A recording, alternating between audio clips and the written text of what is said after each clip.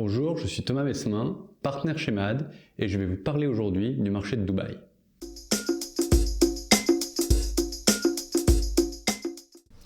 Depuis la crise du Covid-19, Dubaï et plus généralement le Moyen-Orient ont vu leur importance croître de manière significative au sein de l'industrie du luxe.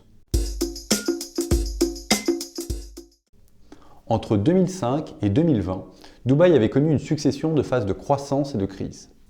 Au cours des 4 dernières années, le gouvernement dubaïote a converti la crise du Covid-19 et le conflit russo-ukrainien en opportunités pour attirer capitaux et high-net-worth individuals. Ce travail sur l'attractivité de la ville peut se résumer en deux grandes initiatives. Tout d'abord, le Golden Visa. Pendant longtemps à Dubaï, le visa d'un étranger était lié à son contrat de travail.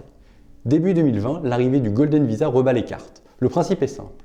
Si vous prouvez que vous avez la capacité d'investir dans l'immobilier notamment, ou d'entreprendre à Dubaï, ou si vous présentez un talent spécialisé exceptionnel, vous obtenez un visa de résidence long terme d'entre 5 et 10 ans.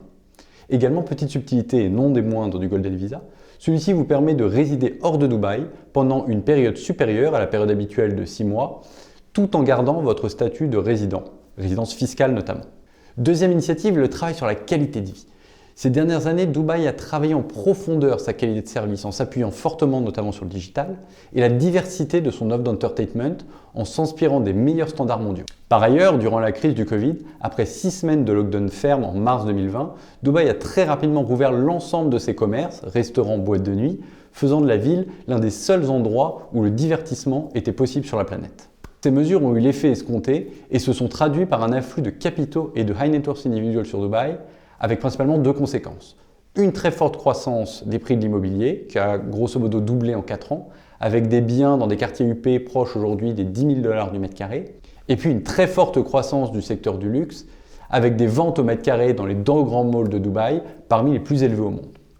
Et cela s'auto-alimente avec de nombreux projets et développements immobiliers haut de gamme qui fleurissent, avec succès, même si la question des infrastructures, routières notamment, commence à se poser avec un trafic congestionné malgré la présence parfois de routes à 2 fois 7 voies. Après 3 années de très forte croissance, 2021, 2022 et 2023, le marché du luxe à Dubaï fait face à un léger ralentissement sur ce premier trimestre, une respiration assez naturelle après ces 3 années de très forte croissance. Le plus surprenant selon nous est le fait que cette croissance forte se soit faite avec un nombre de magasins constant. Pour rappel, pour la plupart des maisons de luxe produits, Dubaï est une two-store city, c'est-à-dire une ville dans laquelle les maisons ont 2 boutiques, sans prendre en compte le travel retail et donc les aéroports. Et pour la plupart des maisons, ces 2 emplacements sont dans 2 malls bien connus, Dubai Mall et Mall of the Emirates. Dubai Mall est le plus grand mall de luxe au monde, qui s'étend sur 1 million de mètres carrés au pied de Burj Al Khalifa et ses fontaines. Ce mastodonte est une référence en termes d'expérience et d'exécution. Construit et opéré par le développeur star Emaar, la plupart des maisons y ont un flagship et il n'est pas rare de trouver ces boutiques dans le top 5 des plus gros contributeurs de chiffre d'affaires pour bon nombre de maisons de luxe avec des revenus au mètre carré à 6 chiffres. Devant ce tableau quasi parfait, les observateurs remontent 2 points négatifs. Tout d'abord les loyers qui sont particulièrement élevés et plus récemment la qualité de service qui commence à baisser du fait de la hausse du trafic et de la récente interdiction d'organiser des files d'attente devant les boutiques. Le deuxième mall bien connu est Mall of the Emirates, propriété de Majid Al Futtaim et s'étendant sur 250 000 m².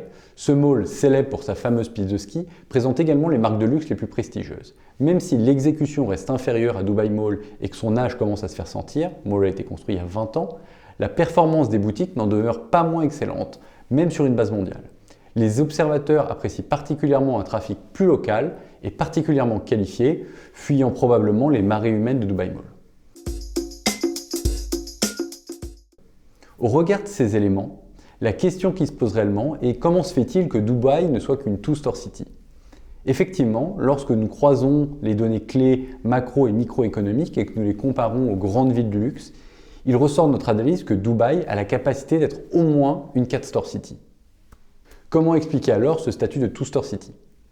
Avant 2020, la volatilité de la croissance à Dubaï rendait frileux certaines maisons sur un déploiement additionnel de leur réseau retail. Deuxième explication, sur la zone, les maisons de luxe se concentraient sur le maillage de territoires encore relativement vierges, type Abu Dhabi, Koweït, Bahreïn, Qatar. Enfin, la dernière explication est un nombre limité de projets sérieux, peut-être par volonté de maintenir ce duopole de malls sur la ville. Notre sentiment est que si les KPIs de Dubaï continuent à croître, il deviendra impossible pour les marques de continuer à servir de manière qualitative leurs clients sur Dubai Mall et Mall of the Emirates. Cela nous laisse à penser que de nouveaux projets de malls vont émerger sur les 2 à 3 prochaines années à Dubaï. Au-delà de Dubaï, le rôle du Moyen-Orient a évolué de manière significative ces dernières années, aussi bien en poids qu'en termes de perspectives pour l'industrie du luxe. En effet, la plupart des maisons ont des ambitions d'expansion retail fortes sur la zone. Le meilleur exemple est l'Arabie Saoudite, en pleine mutation économico-socialo-culturelle, avec des investissements colossaux dans de nombreux domaines, immobilier, infrastructure, sport, culture. Par exemple, l'éclosion des différents projets Neom, The Line, Trojena, Sindala va offrir un nouveau terrain de jeu pour les maisons de luxe.